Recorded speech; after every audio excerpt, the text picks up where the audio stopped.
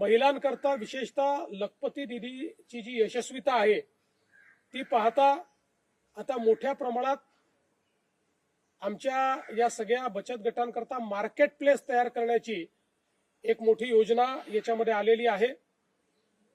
Women laid अशा पद्धतीनं म्हणजे ज्याचं नेतृत्व महिला करतात अशा पद्धतीच्या औद्योगिक इकोसिस्टीम तयार करण्याच्या संदर्भात एक मोठी व्यवस्था या ठिकाणी तयार झाली आहे। त्यामुळे अर्थव्यवस्थेमध्ये महिलांचा सहभाग हा मोठ्या प्रमाणात या अर्थसंकल्पाच्या माध्यमातून वाढवण्याचं काम होणार आहे आणि त्यासोबत शिक्षणाच्या क्षेत्रातल्या वेगवेगळ्या गुंतवणूक करत असताना प्रत्येक जिल्ह्यामध्ये महिलांकरता हॉस्टेल ही योजना देखील या ठिकाणी घोषित करण्यात आलेली आहे।